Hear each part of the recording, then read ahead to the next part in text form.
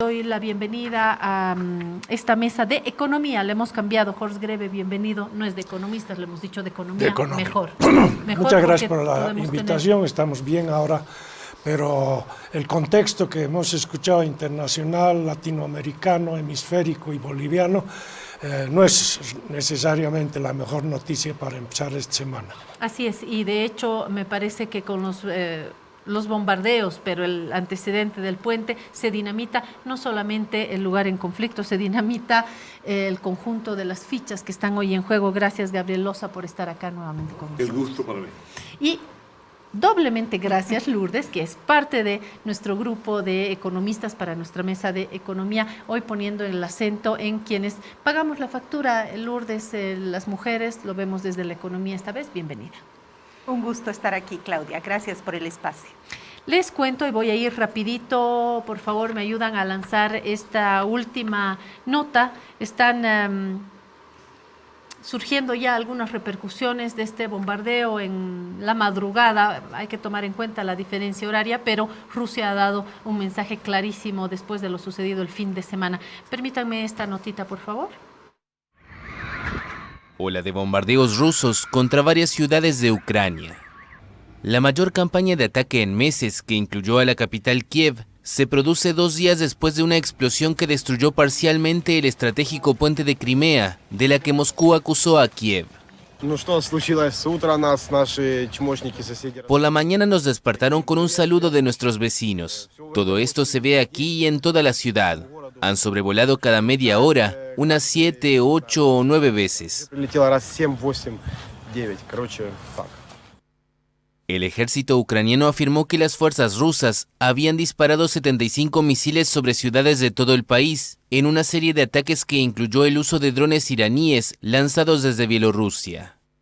El último bombardeo contra la capital ucraniana se remontaba a finales de junio.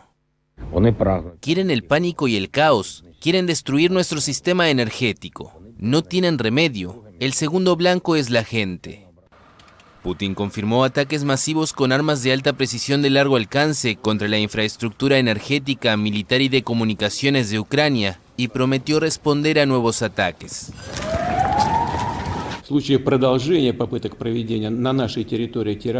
Si los intentos de ataques terroristas en nuestro territorio continúan, las respuestas de Rusia serán severas y su escala corresponderá al nivel de las amenazas que se plantean a Rusia. Zelensky dijo que habló con los... Bueno, hasta aquí 11 personas murieron, 60 heridos. Hay un fin de semana que nos recuerda que deberíamos haber dejado las guerras en el pasado, como si no hubiéramos vivido la oscuridad en la Primera Guerra Mundial, por no hablar de capítulos anteriores, solamente por hablar de la Primera y la Segunda Guerra Mundial, de los desastres. No pensé a estas alturas de mi vida estar viviendo en estos momentos estas espirales de violencia, estos bombardeos.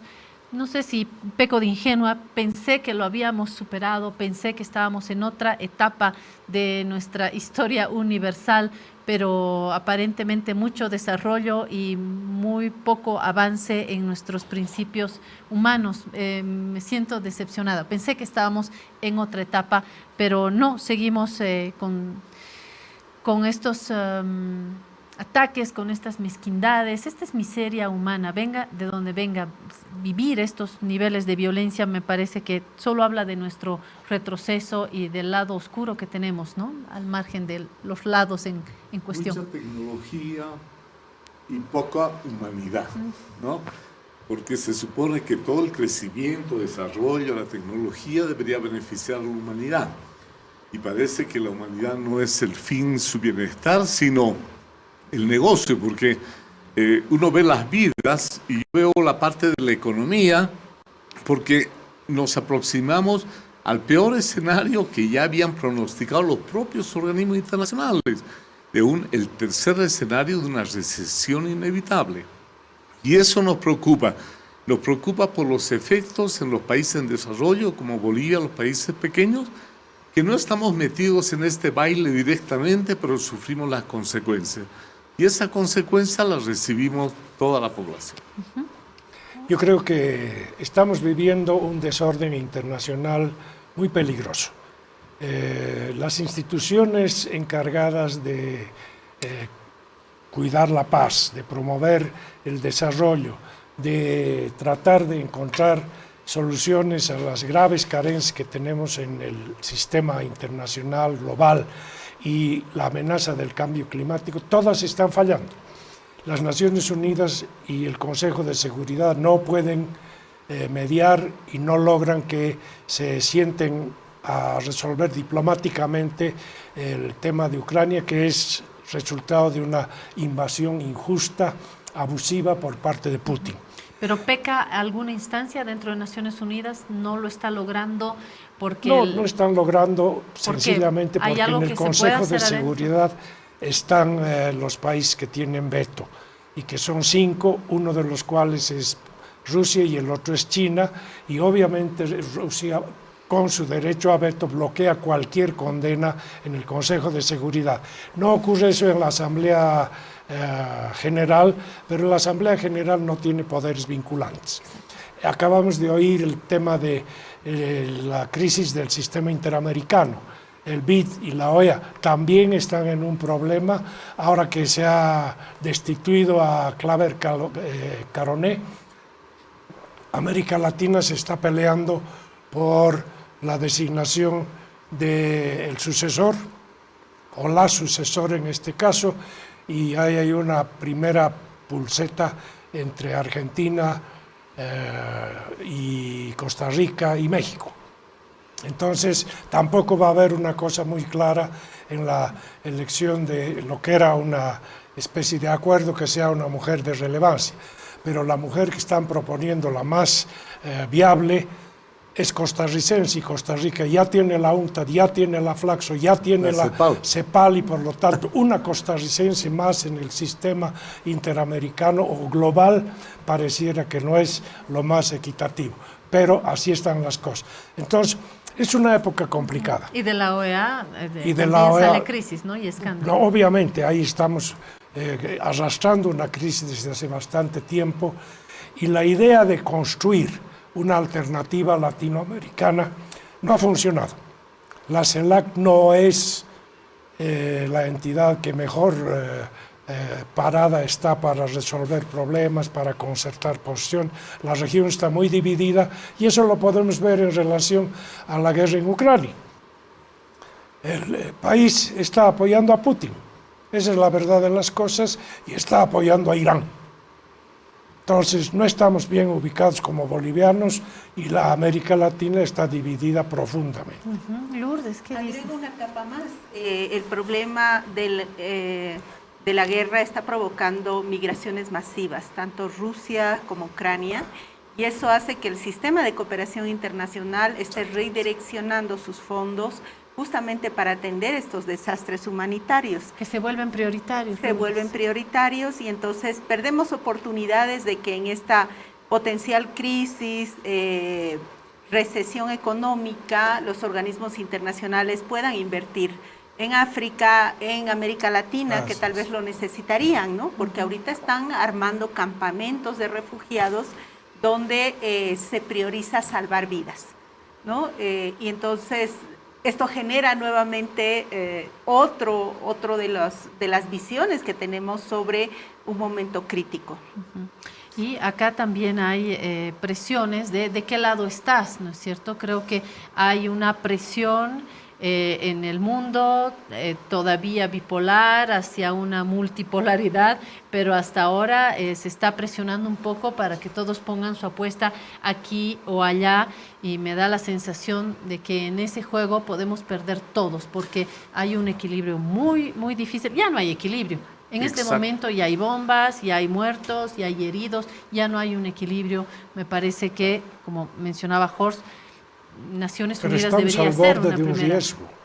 Y hasta hace poco tiempo se descartaba la posibilidad de una escalada nuclear.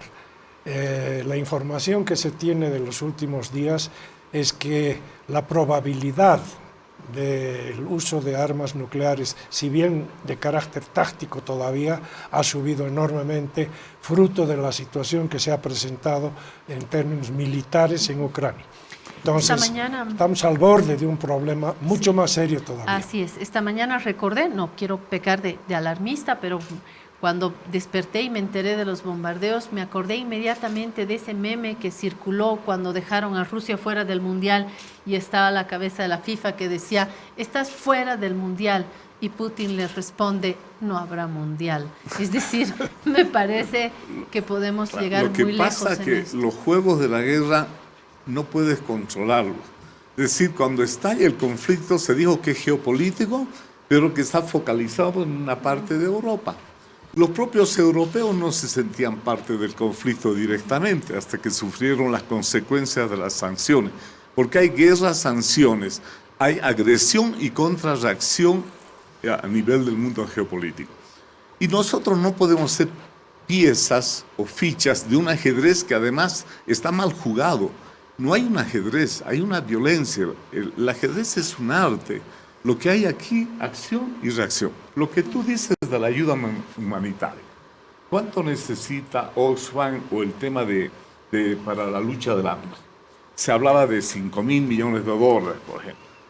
Y resulta que en la guerra 40.000 millones de dólares se lo utiliza inmediatamente al tiro. Es decir, ¿cómo la humanidad provoca un autosuicidio? Y yo repito eso. En lugar de apoyar las causas buenas, estamos apoyando la guerra. Así estamos. Vamos a los números. Cuando se viven estos desastres, a veces uno pierde de vista momentáneamente los números, pero están ahí, y la economía, que parece fría, en verdad de fría no tiene nada, porque detrás de los números estamos nosotras y nosotros, y sobre todo nosotras, punto que vamos a focalizar hoy con Lourdes Montero. Vámonos a un poco las cifras de esto que está sucediendo ahí afuera y cómo puede repercutir aquí adentro. Entremos en algunas cifras. ¿Quién quiere comenzar? Bueno, el tema es que cuando en este contexto ya hablamos de cifras, yo tenía un cuadrito sobre el tema de la inflación, la inflación mundial. Lo que pasa es que en un contexto de recesión, de desorden, desorganización, los precios ya no suben en función, por ejemplo, de exceso de dinero. Hay que aplicar tasas de interés para que logramos hacer de que la economía se estabilice. Están las fuerzas desencadenadas, las respuestas. Por ejemplo, el precio del petróleo ahorita está a 94, inmediatamente ha subido. Gabriel, ¿quieres que pongamos el cuadro que preparamos? No es tanto necesario si no está a la mano. Lo importante es cómo se mueven las fichas. Ahí está a la mano. Y aquí hay un ejemplo de la inflación. Y no se trata de decir qué país es mejor o no, no es un ranking. A mí me preocupa que estamos hablando de inflación arriba del 10% en países vecinos nuestros, así Chile, es. Colombia. Y Europa, que estaba con el tema de la guerra, están ahora y deben preocuparse por estar en 10%.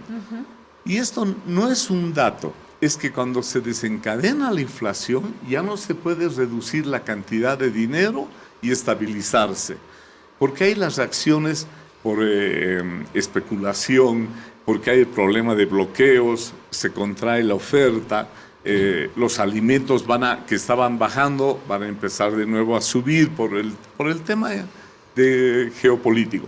Entonces resulta que estamos pasando por un proceso de desglobalización.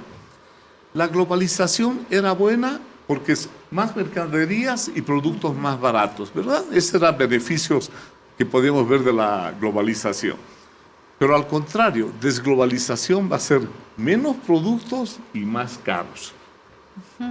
Obviamente se reduce la oferta y los precios van a incrementarse. ¿En esta línea, Horst? Sí, yo creo que las informaciones de las semanas últimas y sobre todo de la anterior muestran claramente que la inflación en el mundo está empujada por dos sectores, por la energía y por los alimentos. Y las medidas clásicas de elevar la tasa de interés para recoger demanda, para enfriar un poco la economía, ya no funcionan más como se esperaba. Por lo tanto, se estima que de la inflación que tenemos en este momento no vamos a salir, pero vamos a entrar en recesión, que es el peor de los escenarios que podemos imaginar, y sin orden alguno. Y yo creo que en esta situación lo peor que puede pasar es que sencillamente no nos atengamos a las reglas. Los países no se atengan a las reglas y a las instituciones que deberían tratar de morigerar los efectos de esto. Y como decía alguien, a los latinoamericanos no nos interesa la ley de la jungla, porque no somos los leones. Quisiera volver al punto de la crisis de los alimentos, por supuesto la energía, pero esencialmente los alimentos, porque estamos hablando de una primera necesidad. Lourdes, en algún momento hemos tocado este tema, los alimentos, es decir, estamos vulnerando la satisfacción de nuestra primera necesidad. Y esto es atacar directamente a las bases en las pirámides sociales, a las bases, a los más pobres, a las más pobres. Y aquí quisiera poner el eje mujer, porque somos una parte de la sociedad que va a ser inmediatamente atacada por esto. En la energía, sin duda, ya en Francia, en España hemos visto las manifestaciones, la gente está saliendo ya a las calles. En Europa, no les quiero contar de lo que puede suceder en nuestros países. Lourdes conoce muy bien otros territorios que no vemos en nuestras pantallas y en nuestros periódicos, que son países africanos. Hay realmente una línea roja que esperemos no cruzar, ¿no, Lourdes? Una línea roja por estos dos productos que no solo son fundamentales para la vida de las personas, sino que también son tremendamente simbólicos, ¿no? Los alimentos van a subir de precio, escasear, por supuesto, y esto va a generar mayor descontento social, que podría poner crisis políticas. Habíamos visto que en América Latina ya teníamos marchas inesperadas, como Panamá. Panamá, un país que imaginábamos tremendamente tranquilo. No queremos volver al tema, pero Ecuador, por ejemplo, también ha tenido una crisis política. Es decir, alimentos se constituyen en una bomba de tiempo para los gobiernos si no logran resolver de alguna manera el hambre de la gente. Hidrocarburos. Europa en este momento debe estar en una de sus mayores crisis geopolíticas en términos de su dependencia de hidrocarburos con Rusia, ¿no? Creo que Alemania es el símbolo de cómo por intereses económicos, por un gas barato, por un petróleo barato, habían estado descuidando otras fuentes de energía y su diversificación, y eso ha puesto en riesgo a un país tan importante en un periodo de invierno, ¿no? Entonces, ahí nuevamente volvemos a la posibilidad de un descontento social que puede salirse de las manos para muchos gobiernos. Entonces, son los dos temas centrales para prever también de que tenemos que pensar que se va a complicar la guerra, pero se va a complicar también la gestión de la gobernanza en los distintos países. ¿Qué decimos de las mujeres? ¿Hay una focalización en la mujer? Hay una focalización porque cuando hablamos de alimentos, esencialmente hablamos de esta preocupación y de esta angustia que viven las mujeres, ¿no? Porque cuando hay escasez o incremento de precios, son justo los hogares más pobres los que tienen que resolver el tema. Y sin energía accesible o barata, se duplican y hasta se triplica el trabajo del cuidado. Recordemos que las mujeres casi en un 80% asumen la función del cuidado, la función reproductiva, y entonces en países como africanos, por ejemplo, este trabajo se triplica porque ya las mujeres incluso están evaluando y considerando volver a la siembra, volver a la cosecha, volver a producir sus propios alimentos frente a la escasez global y mundial, ¿no? Qué bueno. Entonces, que lo mencionas, Lourdes. Hablando de más trabajo para las mujeres. Así es, pero qué bueno que mencionas este retorno también al campo o este mayor énfasis al campo. Estuvimos hace pocos días acá en el Piedra, Papel y Tinta en una entrevista con el vicepresidente del Banco Mundial que hacía un análisis de ciertos parámetros en la economía boliviana y ponía mucho énfasis en el trabajo en el campo, en volver a producir nuestros alimentos, en tener soberanía alimentaria. Creo que la consigna vale para todos los países, porque en medio de esto que acaba de describir Gabriel, vamos a tener cada uno que asegurar, como en toda crisis, ¿no? Como en nuestras casas. Hay crisis, ¿tienes arroz? Si eres cercano, ¿tienes arroz? ¿Tienes azúcar? Te paso, y un poco se va aislando, ¿no? Aquí creo que puede hacer sentido esto de la desglobalización, si entiendo bien a Gabriel, o como dicen en los cómics, sálvese quien pueda, ¿no? Así es, lo peor es que, como señaló Jorge, hay un problema de crisis multilateral.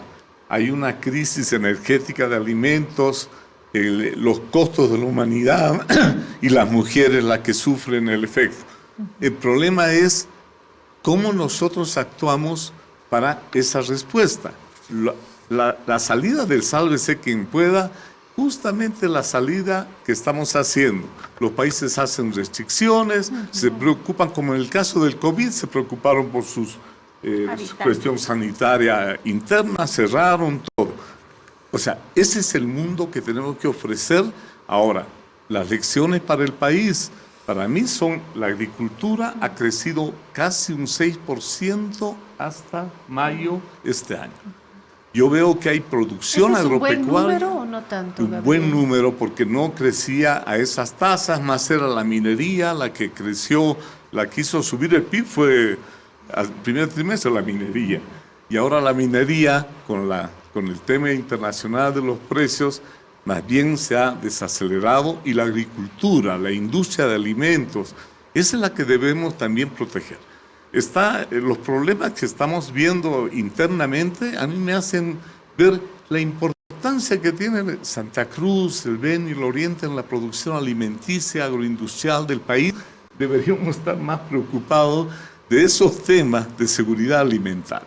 Pero no, vamos a un bloqueo en el que yo creo que las consecuencias no han sido medidas por los distintos actores. De plantearse un bloqueo en el tiempo que ha decretado el Comité Cívico Pro Santa Cruz, la gobernación en Santa Cruz, nos meten en una espiral muy complicada. Justo ahora, ¿no? Justo sí, ahora. Claramente ¿no? hay una impertinencia en la oportunidad de un paro indefinido. Pero yo quería llegar a otro tema. América del Sur como conjunto es superavitaria en la producción de alimentos. Con un poco de esfuerzo institucional, coordinación. ¿Qué quiere decir esto, Jorge? Que nosotros exportamos más alimentos de los que importamos. Tenemos Esa es suficiente, una buena noticia. claro, pero es la oportunidad para hacer un sistema de seguridad alimentaria regional, para que con el superávit que tienen Argentina, Paraguay, Brasil en materia de soya, nosotros mismos, producción de alimentos en América del Sur es suficiente. La prueba de eso es que estamos exportando en cantidades muy grandes a los países asiáticos, principalmente. Entonces, si garantizáramos una red de abastecimiento, una coordinación para evitar que los flujos irregulares, el contrabando de alimentos, se aprovechara de las diferencias monetarias, etcétera, entre países, entonces un sistema de seguridad alimentaria sudamericano sería la respuesta adecuada en estas circunstancias. Esa idea suena muy bien. No sé si se necesita siempre una sigla, una institución, un mecanismo institucional para lograrlo, o si hay acuerdos políticos, más allá de los pelajes de los gobiernos, si podemos tener algunos acuerdos para hacer esto mismo que acabo de plantear, que es: cuidaremos nuestra casa, nos cuidaremos entre nosotros, veremos si en el barrio, que es un poco esa idea, ¿no? Claro. Dentro del propio barrio, decir qué tenemos, cuidaremos nuestra despensa, ¿no? ¿Cómo te suena esa idea, Lourdes? Retomo esta idea de la impertinencia del momento para dirigirnos a otros temas que no sean el cuidarnos en un periodo de guerra mundial. Y efectivamente, el mirar nuestros tres ejes centrales en Bolivia, minería, hidrocarburos y alimentos, han sido los que han sostenido nuestro estado de situación, que parece ser una isla en el continente, ¿no? pero los incrementos de las exportaciones de Argentina, por ejemplo, han servido también de colchón para toda la crisis argentina. Los incrementos de Brasil en su exportación, sobre todo de soya, les han servido para que no caigan en realmente la extrema pobreza que se esperaba, ¿no? Sin embargo, yo creo que en el país tenemos que considerar algunas cosas que no necesariamente se discuten a profundidad en los titulares. Yo creo que los titulares en Bolivia son nuestra baja inflación, que lo estamos haciendo muy bien, que estamos cubiertos con el tema de alimentos, pero creo que es una mirada que no profundiza en el estado de situación de las personas, ¿no? Hemos perdido cerca de 500.000 empleos en pandemia. 241.000 empleos de mujeres. Es un dato que nos da proyecciones de ARU, que es una fundación que estudia en detalle el tema del empleo. Y el peligro es que no estamos retomando los empleos que teníamos. ¿Qué quiere decir? Estas industrias nos están jalando para el PIB, pero no necesariamente estas industrias son tan intensivas en uso de mano de obra en las áreas urbanas. Y en las áreas urbanas hemos tenido una pérdida significativa del empleo y no lo estamos recuperando al ritmo que quisiéramos. Entonces, yo creo que mirar nuestra economía no es solamente dar buenas noticias, y me refiero a esta sensación de bienestar que tal vez transmite el Estado boliviano, pero sin embargo, cuando tú ya bajas a la ciudadanía y bajas a lo micro, las personas no están pudiendo recuperar sus ingresos, no están pudiendo tener un empleo que se adapte al contexto de pandemia. Creo que no son tan buenas noticias lo que tenemos en el ámbito nacional. Así es, y si las tenemos, hay otras noticias por detrás. Pasa lo siguiente también, que cuando tenemos como fuentes las autoridades del gobierno, por lo tanto las miradas oficialistas, tenemos determinadas cifras y cuando se pregunta sobre lo que está detrás, no se hace tanto énfasis. Hay que preguntar a otras fuentes y aquí viene mi pregunta sobre la pregunta. ¿Cuáles son estas fuentes confiables? Que no te digan lo contrario, que el gobierno es un mentiroso y que todo está mal, porque de ese lado caemos en el mismo pecado inverso, ¿no? De que todo está mal y no todo está mal y no todo está bien, y comparto con Lourdes en dónde están nuestras prioridades hoy que se está dinamitando el otro pedazo del mundo, dónde están nuestras prioridades y las fuentes confiables. Hemos hablado acá de la transparencia de la información pública, que no está a tiempo, lo ha señalado Gabriel, para eso tenemos que cruzar. Para eso son los datos. Tenemos que hablar sobre datos como lo de la fundación, por ejemplo, y yo he traído un dato que me gustaría que lo pongan, que es sobre la tasa de desempleo. No se trata de hacer propaganda, sino de analizar y sobre ese dato ir al trasfondo. Y el dato, ¿qué nos dice? ¿Qué es esto? Primero vamos a contextualizar el cuadro. Tasa de desempleo agosto. Estamos... ¿Dónde? Estamos hablando acá en Bolivia, ¿verdad? ¿No? La fuente es el INE. Urbana. Urbana, porque esos son los datos que tenemos. 4.1%. Ya, uno dice, ¿qué es eso? Antes, en julio, estaba 4.5. Ahora, cuando vemos en la pandemia, la tasa de desempleo en la pandemia llegó al 12%. Bueno, el economista va a decir, hemos bajado del 12 al 4.1, récord. No.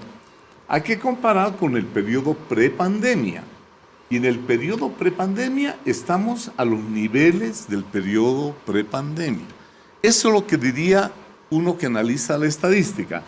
No es que ha sido el gran éxito de bajar 8 puntos, sino hemos vuelto a los niveles prepandemia. Ahora, eso, ante la crisis y cómo pasó a América Latina, es un buen dato el por lo menos recuperar los niveles prepandemia, ¿no? Ahora, ¿cuáles son las enseñanzas? En eso, bueno, perdón, Gabriel, hay buenos ejemplos, por lo menos en los vecinos de, claro, no es que hemos bajado y somos unos campeones, hemos vuelto. ¿Hay otros países que nos puedan demostrar esta Chile, situación? por ejemplo, tiene 7.5% de tasa de desempleo. Con la pandemia llegó al 9-10% y bajó a 7.5%. Nosotros estamos con una tasa más baja. Y eso no es compararse con un país. sino es el tipo de respuesta que se tiene y de acuerdo a nuestro mercado de empleo, por ejemplo, ¿no? Ahora, ¿qué es lo que hay? El trasfondo. Me gusta la pregunta, Lourdes. El trasfondo es la subocupación, el subempleo, ¿no? Exacto. Ahora, eso ha existido con pandemia o sin pandemia, pero la tasa, una estimada de subocupación, por ejemplo, nos está dando un 7.4% y es mayor en las mujeres, 10%. Todo lo que ella dice de la economía del cuidado. Bueno, las mujeres no están en el PIB, dice, porque el trabajo doméstico no se valoriza como valor que se crea, ¿no? Sí. Ni el valor de los cuidados al niño ni todo. Por lo tanto, es bueno esa pregunta, ¿qué hay detrás de una cifra? Pero yo siempre sugiero, discutamos a partir de un dato. Yo creo que es una discusión antigua. La tasa de desempleo en Bolivia es un poco engañosa, porque está acompañada de una enorme informalidad. Y la otra idea es que somos demasiado pobres para estar desempleados. Por lo tanto, la gente se autoemplea y entra a la informalidad y hace pequeñas cositas para poder sobrevivir, pero a niveles de subsistencia, no a niveles de un bienestar o una situación que corresponda a derechos, corresponda a expectativas positivas de la gente, de cierta prosperidad. Estamos muy mal en materia social porque nadie está enfocando correctamente el tema de la solución a la informalidad, que es el refugio de los pobres. Y sobre las Lourdes. Pero además yo voy a agregar otra cosa. Varias de los que están empleados no están recibiendo su salario. Hay empresas que están atrasando 2, 3 meses, 4 meses el pago del salario. Incluso hay un nerviosismo en este periodo de tiempo por la potencial posibilidad de un doble aguinaldo que podría hacer quebrar algunas medianas y pequeñas empresas.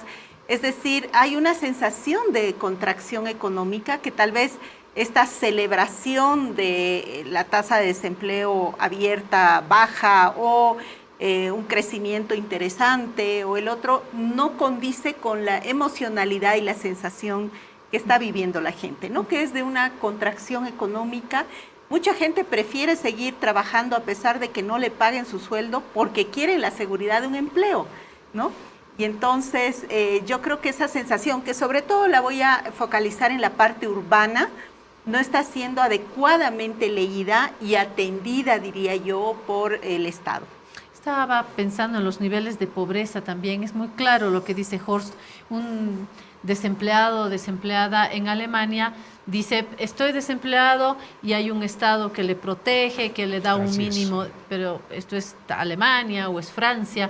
Acá estás desempleado, pues empléate. Estás enfermo y no hay hospital, sánate. Es decir, la pobreza nos traslada a otros mundos donde uno tiene que buscarse nomás la salud, la sobrevivencia, la alimentación. No sé si quieren cerrar con los niveles de pobreza, que también pueden, hablando del otro lado de las buenas noticias, ¿no? Que no está en la cifra macro y que de pronto sí se puede sentir en el cotidiano, ¿no? Claro, yo creo que la sensación que tenemos es que hay una insuficiencia enorme en materia de redes de protección social que pudieran aliviarle a la gente su reducción en alimentos, su reducción en escolaridad de los niños, su reducción en la perspectiva de futuro y sobre todo el aumento de la carga para las mujeres en desmedro de lo que podría ser una situación donde la mujer se pone en equidad de condiciones también en el ámbito del mercado. Al mercado no accede porque sencillamente tiene que cuidar en la casa a los adultos, a los niños y a los esposos adulaques. Sí. Pero siempre hablando de datos, hoy en noviembre vamos a tener más de 15 años del bono Juancito Pinto. Y ese bono que estaba inicialmente diseñado, inclusive a un solo año iba a ser, al primero de primaria. El presidente Morales lo extendió a los 5 primeros años. Hoy está llegando a 2.2 billones de habitantes. Es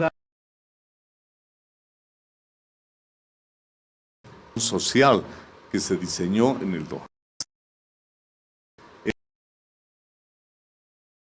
Con una medida contributiva, con base al crecimiento, las utilidades.